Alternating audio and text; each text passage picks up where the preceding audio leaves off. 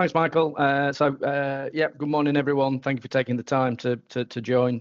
My name, as we said, is Sean Taylor. I'm a Microsoft Cloud Solution Architect. I work for Innov8's Microsoft distribution partner, so TD Synnex. And I'm going to walk you through specifically Copilot for Microsoft 365. So there's some slides which the guys at Innov8 have got. And they will be able to share with you. So we're going to play online meeting bingo. So making sure everyone can hear me and everyone can see the slides. So if anyone wants to give us a thumbs up or a yes, then that'll be greatly appreciated while I take a quick slip of tea. I'll take resounding silence as everything's okay. Copilot for Microsoft 365. So we've got a small agenda. Which Copilot? So that's a really important part. And it is Copilot. It's not autopilot. It's not going to replace us. It's not going to do our jobs for us. It needs us to interact with it in order for it to work. And then we're going to look at the 3 phases of a Copilot for Microsoft 365 adoption, which is probably 15% readiness, 80% adoption, and 5% measurement. So we'll have a run through, and strangely enough, the largest section is adoption, because that's where the vast majority of the work is done. And then we're going to jump in and do a live demonstration with the various different elements of the product. I've got some pre-canned stuff where we're going to go through Copilot in Teams and Outlook and Word and Excel, PowerPoint.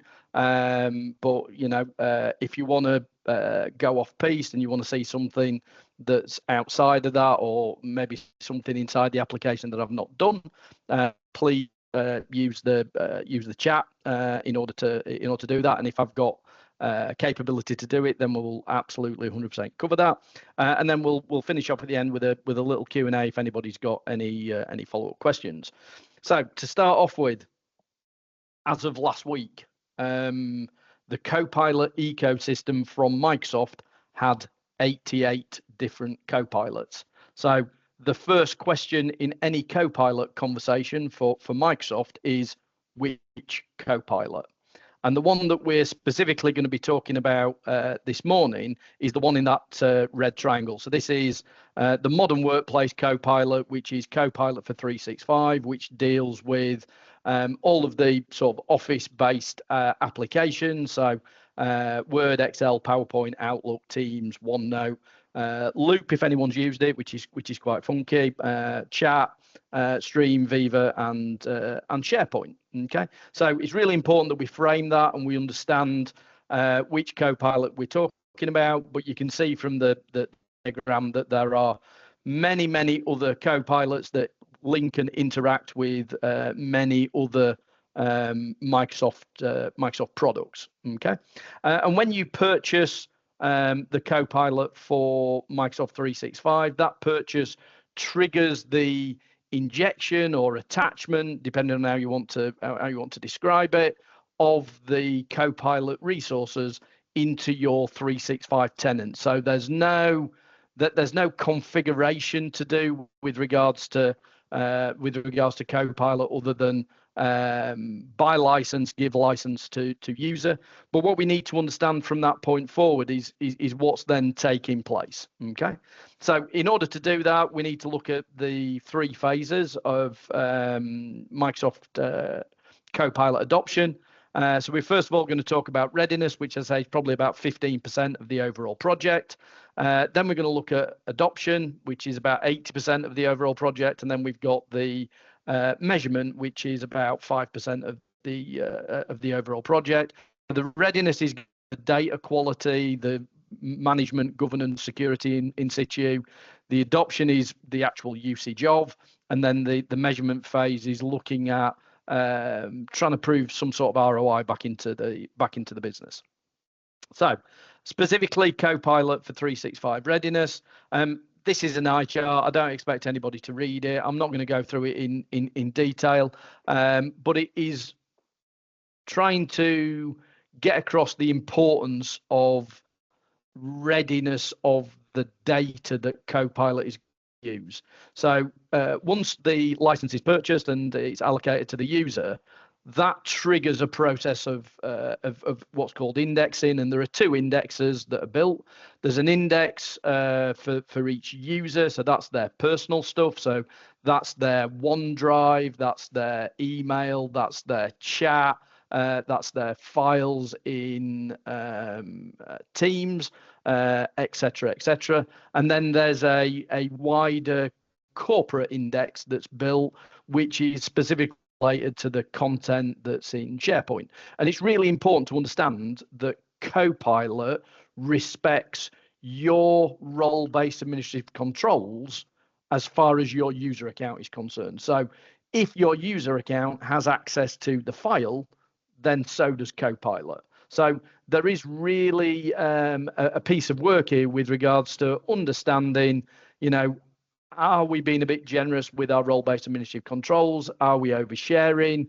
What quantitative and qualitative measures are in place in order to mediate that? So, is the data sensitive? Where does it live? Who has access to it? How is it used? What's the risk? And then going through the mitigation for each one of those processes. So, assuming that the data is good, the access is good, the risk is low, then we're ready to go ahead with the sort of like the next phase, as it were. And for that, it's really important to work with a partner that understands all of this lot, and sort of, that's where the guys at Innov8 come in order to be able to walk you through this readiness process. So, assuming that we've done, all of the relevant checks and balances for that readiness, we can go ahead, get the license, give the license to the user, the indexing process starts. Indexing for SharePoint can take a little while. So if you think about Copilot as a brand new member of staff on day one, they don't know a great deal about your business.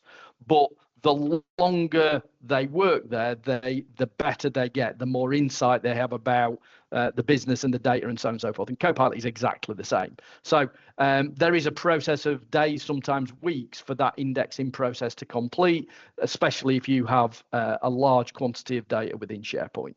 Okay. So that takes us on to the adoption. So whilst that indexing process is taking place, you can get inconsistent replies from Copilot. Okay, so it's important to understand that there is a message at the end of every response that says it's artificially generated and should be checked and verified, as it were. Okay, now bear with me on this one. Okay, so thick fat lad from Barnsley. I'm from a family of miners for, I don't know, as far as time can go. My uncle's doing some sort of genealogy type thing, if that's what you call it, and yeah, bucket load of miners in the background. Okay, so I quite like this analogy for how we describe work. So if you think about and compare work to digging a hole, if I don't provide any tools to you to dig that hole, you're more than likely going to use your hands. Okay, however, when you use your hands, do you need a great deal of instruction in order to dig a hole? And the answer to that is probably no. And if we take one step to the right, so I'm comparing this to my working life. I've been around for quite some time. I remember days before computers, and we used to do handwritten stuff. So that's like digging a hole with your hands. And then sort of the early onset of computers into the working life came along, and we get in rudimentary tools in order to help us dig that hole. So again, if I'm digging that hole with a bucket and spade, again, probably not a great deal of instructions that's required in order for you to be able to dig that hole with a bucket and spade, or a shovel and a bucket, depending on how you want to determine it. Okay, but if we then move on to where we are now and the use of Copilot, I'm now giving you a mechanical digger to dig that hole. Now you can go on, I don't know, YouTube and various different TikTok and all of those things, and I'm pretty sure you can see some fairly disastrous results of people untrained using that mechanical digger to try and dig a hole. And that is where we are at with modern work nowadays.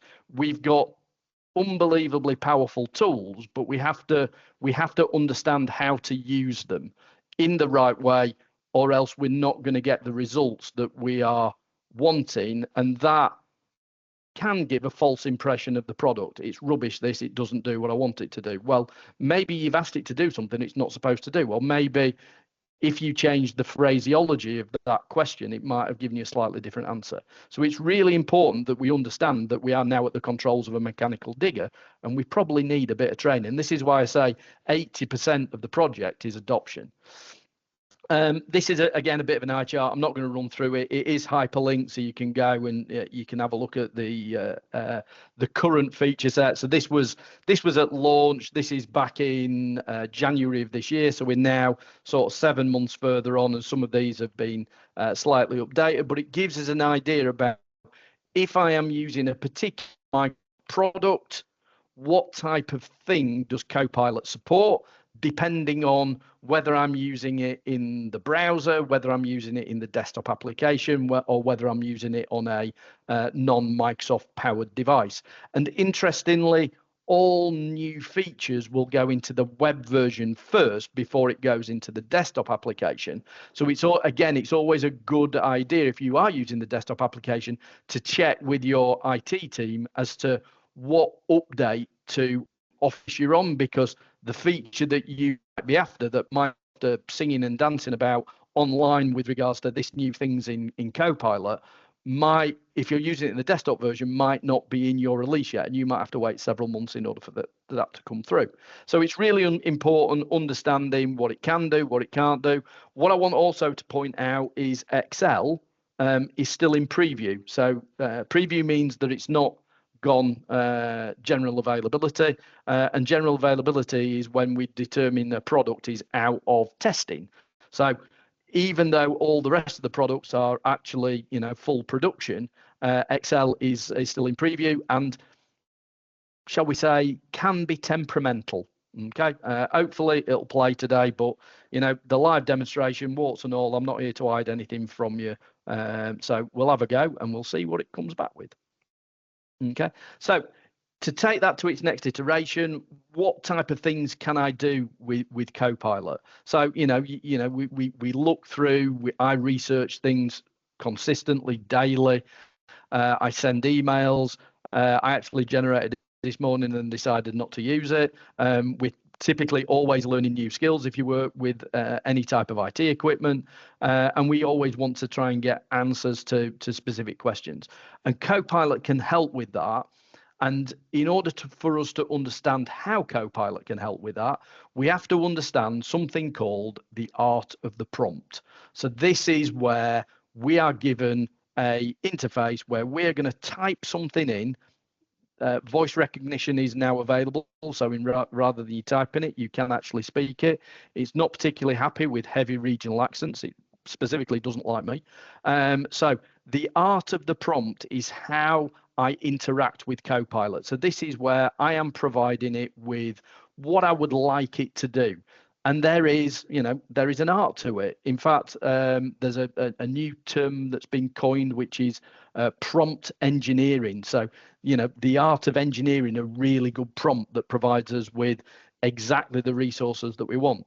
And this is all designed, and this was the image that I went with rather than the one that Copilot actually created for me, is to get over that blank page. Where do we start? How do we start?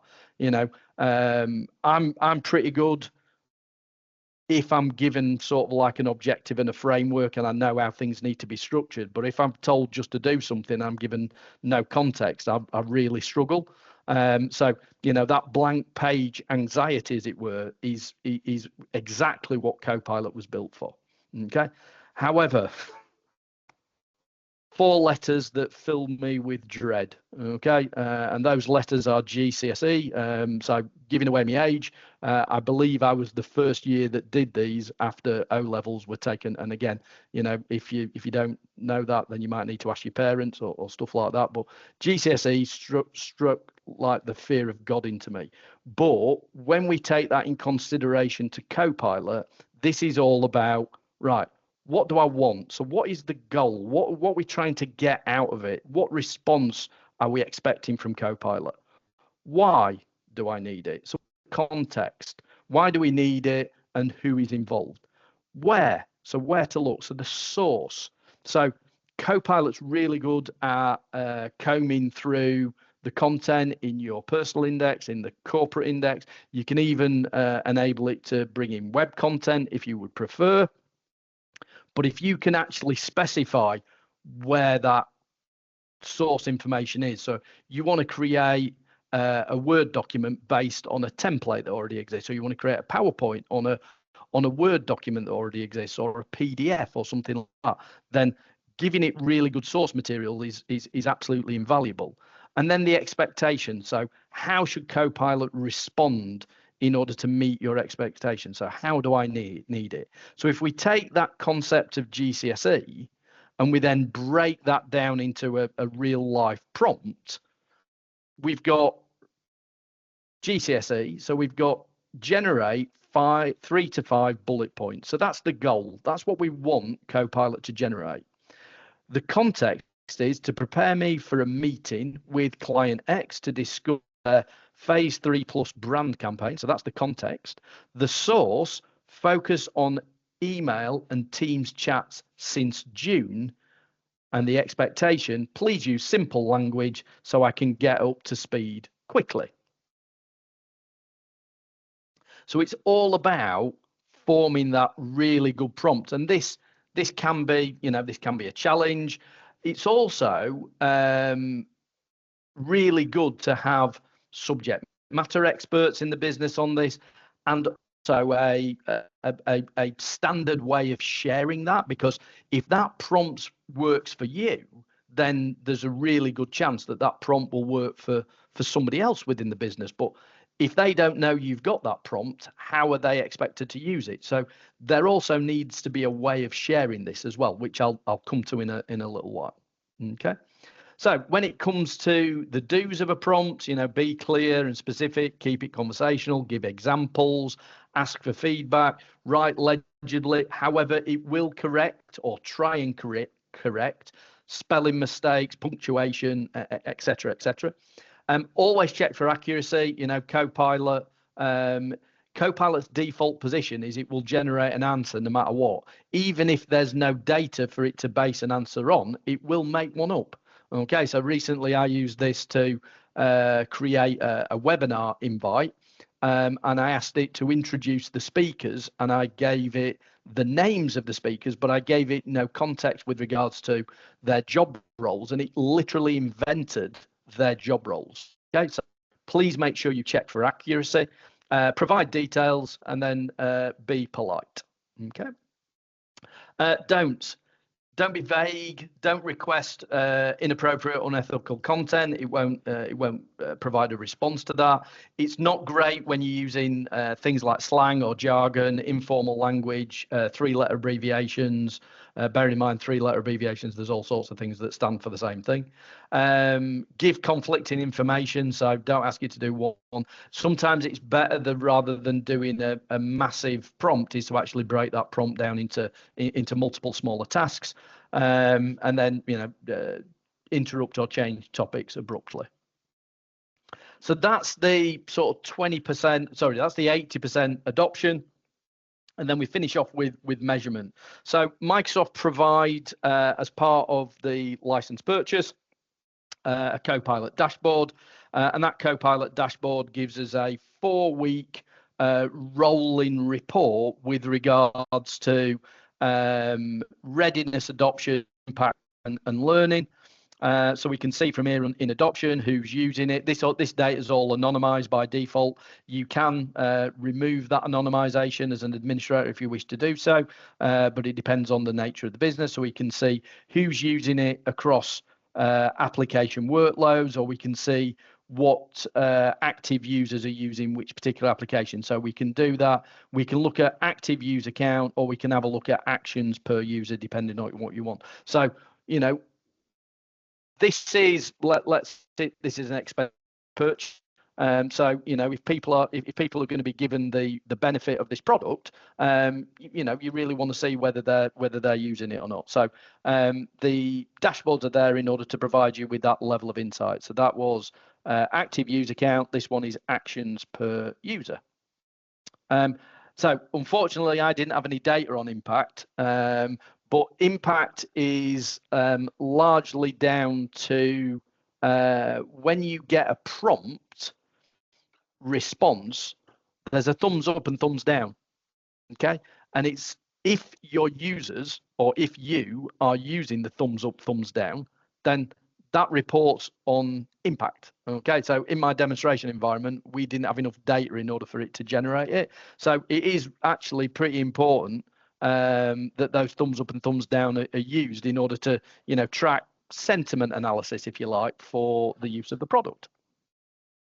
Okay, and then this is depending on your licensing, governs the level of reporting that's included. So if you are just purchasing Copilot and you've got 365, either Microsoft or Office, this is the level of reporting that you get. And if you have on top of that something called Viva Insights licensing, you actually get a much richer reporting set. Okay, so that's the 5% about looking at usage patterns. Are people actually actively using it and getting the best out of it, so that you can provide some sort of return on investment back into the business.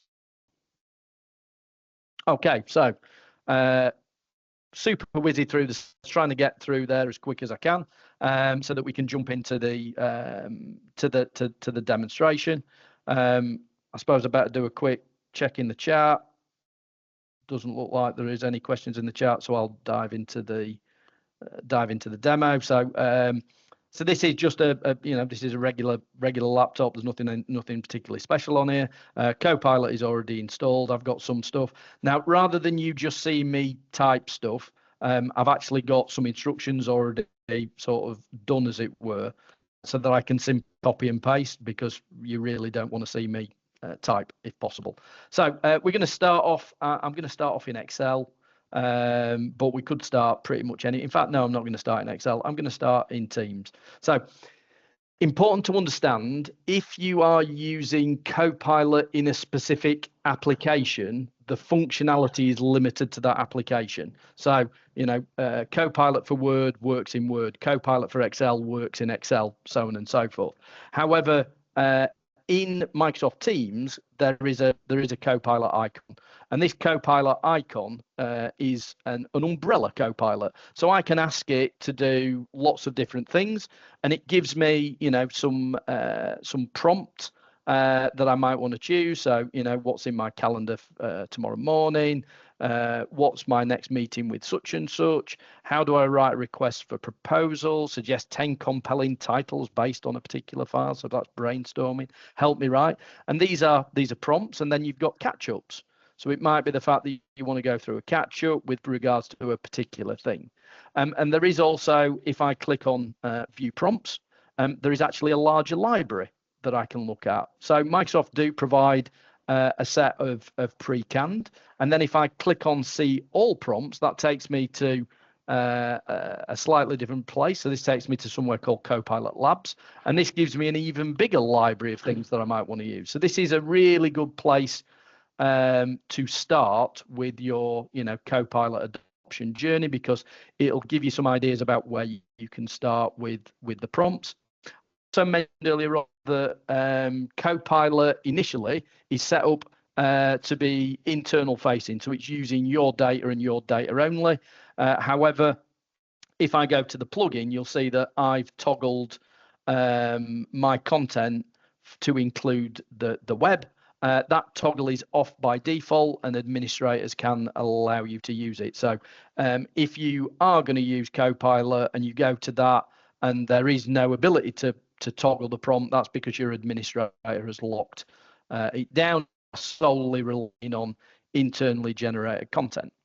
So whilst we're in here, I want to show you one more thing. So I mentioned earlier on, you really need a system where you can share good prompts with your colleagues. So this is not included in the product. This is something that needs to be added separately. It's a free app from Microsoft, which is called Prompt Buddy, and the whole point of Prompt Buddy is it gives you a mechanism to create your own prompts and then announce those prompts with with your colleagues, for example. So you can see that it's all split by app, or I can do it via department, or I can do it via persona. You can see that I've actually created 2 custom prompts.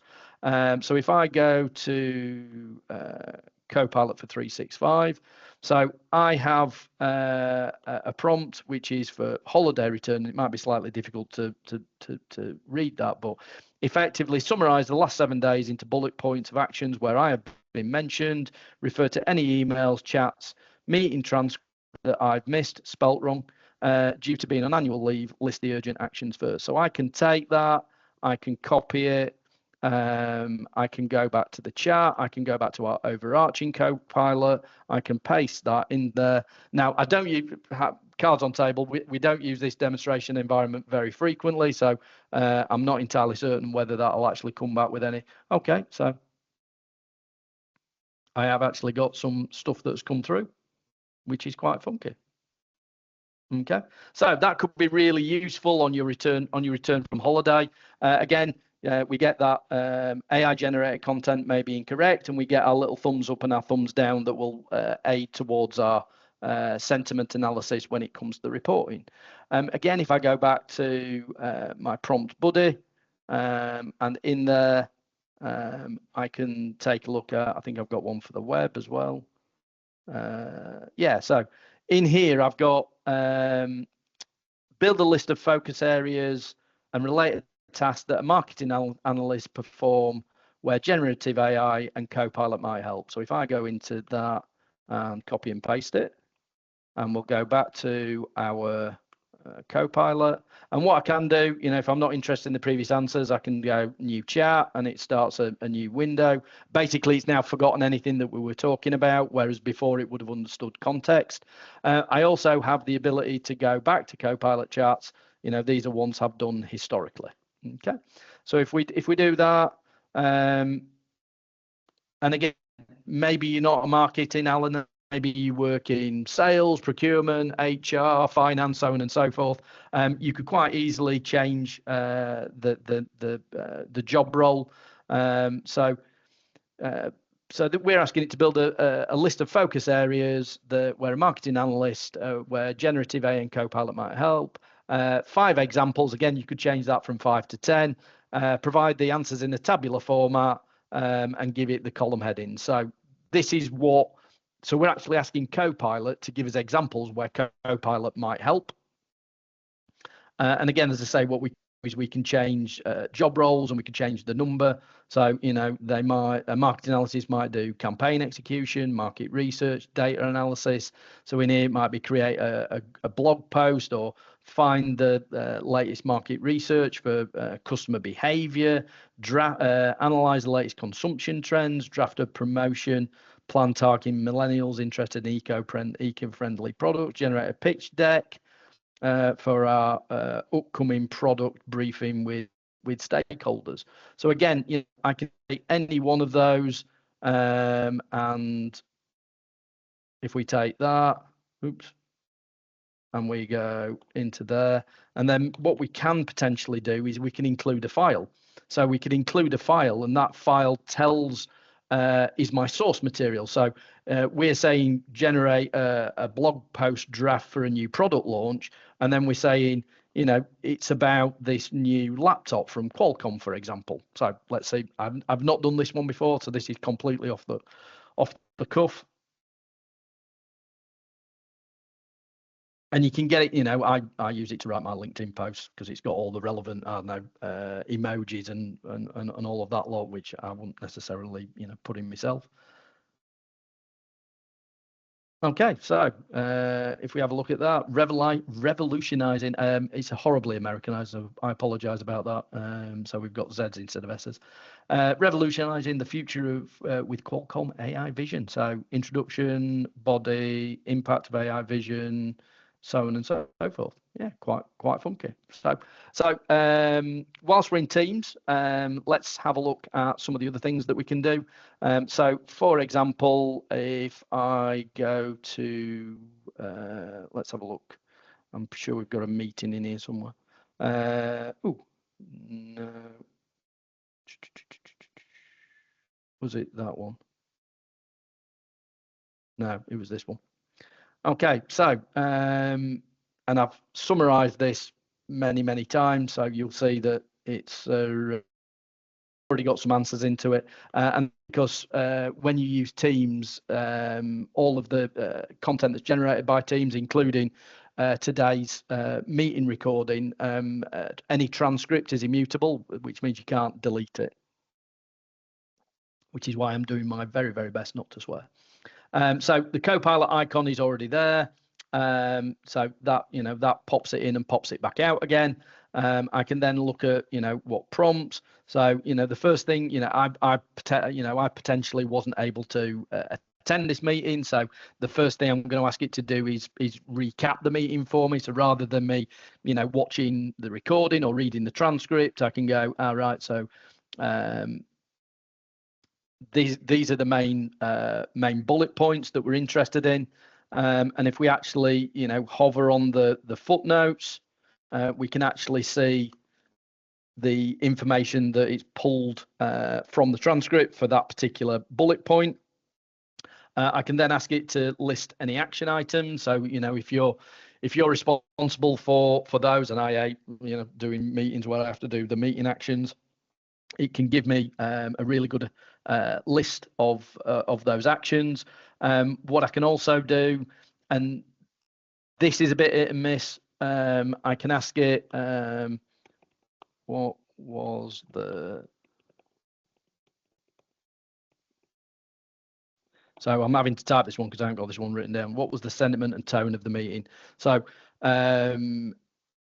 again, sometimes this doesn't work and it really does depend. So the sentiment and tone of the meeting were positive, collaborative, focused on. Okay, so again, if you sometimes when you read something, that can be taken out of context. So if you ask it about sort of the sentiment and tone, you can get a better idea of interpreting that that transcript. And most importantly, was there any meeting? And I'm really hoping that that's a no.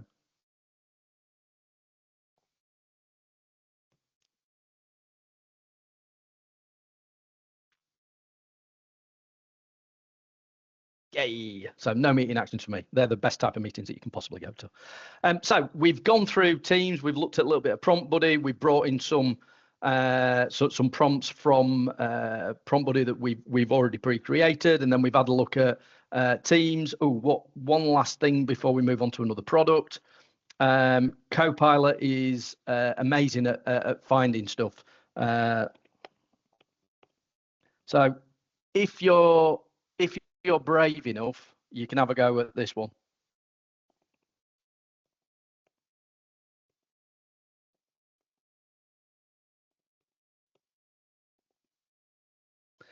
So if you're 100% confident that the sort of 15% readiness has been done flawlessly, you can ask it, list all the files that I have access to that contain the word password. And that can occasionally bring back some embarrassing results. Every single one of those I am perfectly happy with, bearing in mind I know the stuff that's actually in there. But yeah, could be embarrassing sometimes. So if you want to test your company's security, that's always a good prompt to use. So you can see from here, it's referenced the files, and then if I click on that was the second result. So this is there, and it uses the word password, but it doesn't actually tell you what the password is.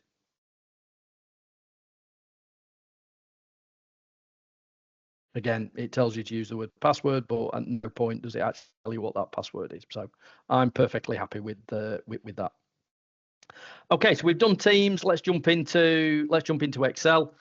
So fairly boring set of data. I'll make that a little bit bigger so you can see it.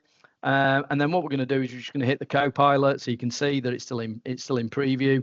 We still get our list of prompts. We also get a warning. I only work in an Excel table. Already have a data range available, question mark, select table and convert it. So what I'm going to do with this is we're going to go back up to the top. In fact, I'm just going to make that a tiny bit bigger, tiny bit smaller, so I know where my data range is. And let's just highlight. So the first foible, for want of a better description, of Copilot in Excel is that the data that you're using must be formatted as a table. And I'm quite a fan of orange. So let's do boom. And you can see now Copilot is a lot happier. It's giving me, do I want to create? Do I want to edit? Do I want to understand? Do I want to get it to show insight? So I've got my prompt. Now, again, because I'm pretty rubbish at typing, I am going to just pick one that I'm going to copy and paste.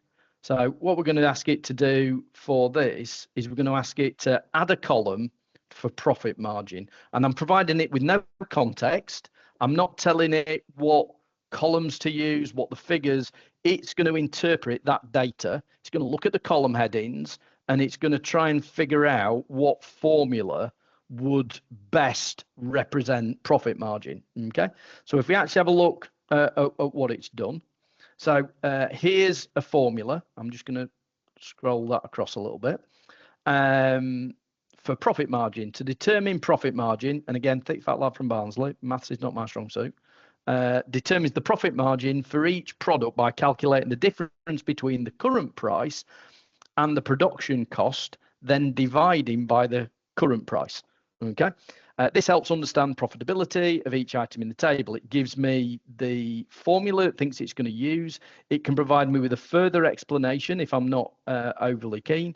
And if I hover on the insert column, it actually shows me what data is going to be added before I actually commit to doing it. So if I do that, okay, that's inserted the profit margin for me, and I can see that in the data there are positive numbers and there are negative numbers. So what I'm going to now try and do is I'm going to try and tell it to differentiate those two with a graphic. So mark all items with a red icon for down and a green icon for up in the profit margin. Now I might change that a little bit. And this is where we find out the quality of the prompt, because that's not my prompt, that's somebody else's prompt, and I don't like that one. But maybe we'll tweak it a little. Let's see what it comes up with. Oh no, worked in this instance. Okay, so we can see that all the positive numbers. So if you've ever tried to do conditional formatting before, which is entertaining, via a formula, that's basically just done it by me telling it to do red for down and green for up. So it's interpreted that red is for negative numbers and green is for positive numbers. Okay. One last one in Excel. So I'm just going to, conscious of time, and I want to do the Q&A. So I'm going to tell it to give me every single insight it possibly can do from that data. Okay. So add all insights to a grid. So it's going to provide me with what it thinks are the key elements of this particular spreadsheet. Oh dear me, it doesn't seem to be happy with that one. However, sometimes it's not being truthful. In this instance, it is definitely not being truthful because I have the data. So this sheet was blank. You'll have to take my word for it. The sheet was blank before. So if let me just get a bit more real estate there. So it has actually done it. So I've got, these are the insights it thinks I might be interested in. Again, I might not be interested. I might have to retweet that. So it's given me. So again, if conditional formatting you think is the easiest thing in the world to do, like pivot tables typically fill me with dread. So it's actually done all of those pivot tables automatically. And what I can do now is if we take this one, for example, and I click on it, you can see that I can now interact with the pivot chart fields and I can manipulate this data as I see fit. Again, if I select that one, again, same thing for there. And then let's come over here and we can do the same thing over here. So it's provided me with all the insights it thinks I might need. It might be slightly off piece, you never know, and then gives me the mechanisms in order to be able to sort of change that if I need to do so. So I might need to add additional data fields in or potentially remove data fields that already exist. Right, so I'm gonna so that's my Excel one. Okay, we don't want that one anymore. Let's go upper level, and let's have a look at Word. Okay, so again, pretty dull, this one, I'm afraid. Let's make this a little bit bigger so you can read it. So this is all sample data provided by Microsoft. So in this instance, we work for a company. That company produces e-bikes. Okay, and we have a product specification for product launch number 1. And we've got content. So, we've got, there's 1,487 words on there. Can I be bothered reading it all? Maybe not. So in here, what we can do is we can get it to summarize this document. He says, hopefully. Or we could have done bullet points there. Okay, so this is then now breaking that down into the various different sections and giving me a little summarization. So rather than going through the whole thing, I might want to just go through that particular summary. And what's really nice with this, again, with the footnotes, if I go to the footnotes, so it'll go, oh, right, so this is a powerful electrical system. I'm really interested in footnote number 3. When I click on it, it'll actually take me to that particular part of the document. Now, also, what's really nice with Copilot and Word is finding stuff. So if you're used to a traditional find, you'll do find, and it's like a keyword search, and you have to, it's like searching the internet. You have to construct really well.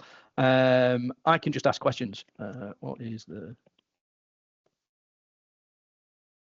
Well, let's go with what is the battery life. I might need to tweak that slightly.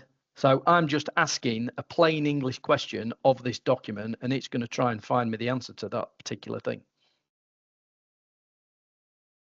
Okay, so according to the document, the battery capacity, which is enough for 60 miles. So again, if I want to click on that bit, actually there you go. So it takes me range is 60 miles. Yeah. Or how long does e-bike take to charge?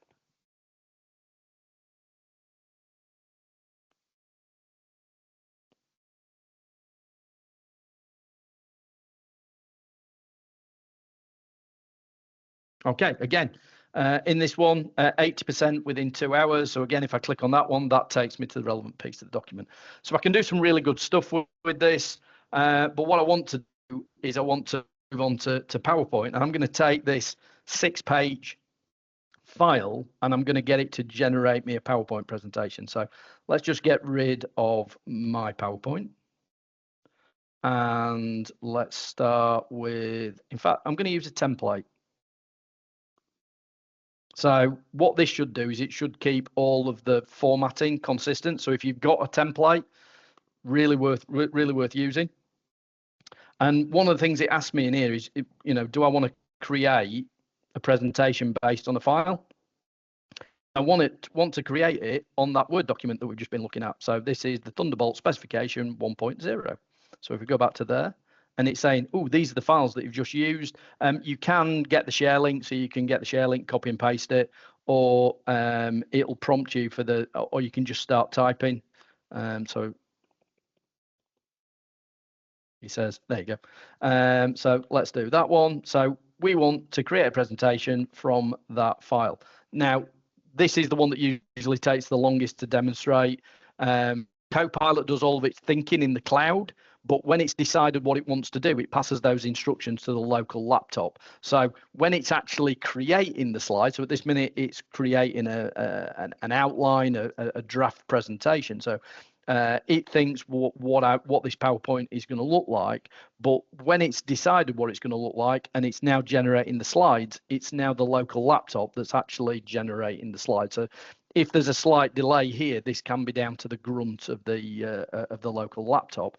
And my personal favorite is adding speaker notes. Okay, so if you're one of those people that, if you're going to create a PowerPoint presentation and you absolutely must have speaker notes, you don't have to create them. I'll just go to a random slide and let's just pull that up. Let's try and pull that up. There. Instructor could not use mouse. There we go. So this is all of my speaker notes. Now, again, you can refine that if you want to do so. What I also want to do with this is you can see it's used the template theme all the way through. It's also pulling the imagery from that Word document. So that Word document, if we go back and we go to the homepage, that's the image that was on the. So it's trying to use that whenever possible. Now, I appreciate this is not Copilot, but we strongly recommend that in conjunction with Copilot, you also use Designer. So Designer is giving me suggestions for how that should look. And maybe I'm particularly interested in the fact that I want my image on the right rather than it being on the left, and I want my bullet points over there as well.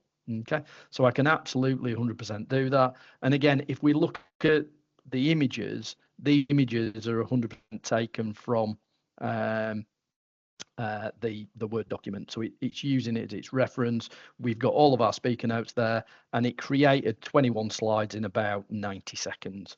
So that's the key thing with this.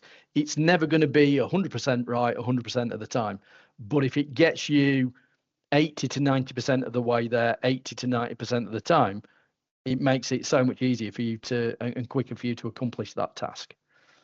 Okay, so I am conscious of time, and I've done quite a lot of demonstrations. Let me just go back and make sure.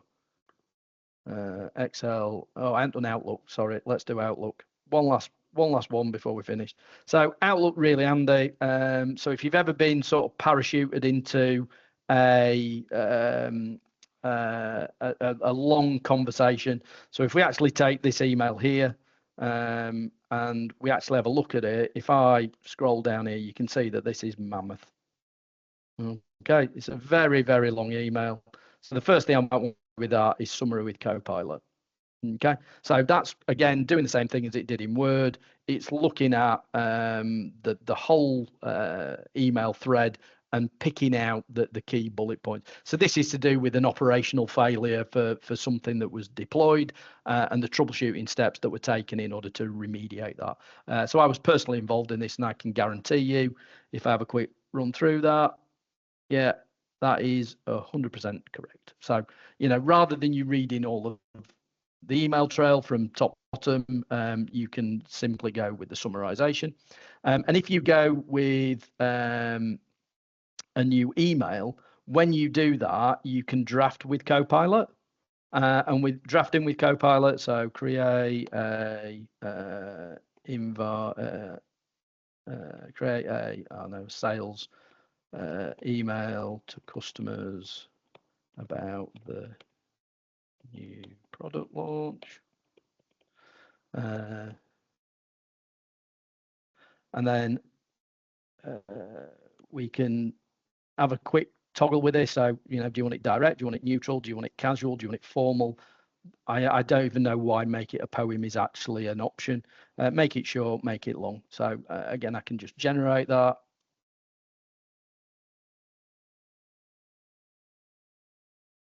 And again, that's not a particularly specific prompt. You'd want to provide it with quite a bit more context. There is also a Copilot in Outlook, so you can do it that way if you wish to do so. And then you'd have to copy and paste the results rather than it being actually in there. So this is giving me the framework of what that email should be about. And what I could do in here is I could change the toggles. I can make it shorter, longer, formal, more direct. It's still poems an option. I don't know why. And then once you are happy with the draft, you can then use Copilot coaching. And Copilot coaching is looking at what you've typed from a tone, a clarity, and there's a third one that's escaping me for this particular moment in time, or reader sentiment, and it provides me with helpful insights. And it might be the fact that I'm not I'm not hitting the right reader demographic, or I'm not using the right phraseology or terminology. Okay, and then when you're happy with that, you could get it to regenerate again. Your up and down arrows, so on and so forth. Okay, right. So let's go back there. So I've done that, done that, and done that. Awesome. Right. So let us stop sharing. And I'm just going to check the Q&A and the chat, or so there's nothing in the Q&A, anything in the chat? There's nothing in the chat. Has anyone any questions? Does anyone want to see anything else? Has everybody left? Still here, Sean, still here.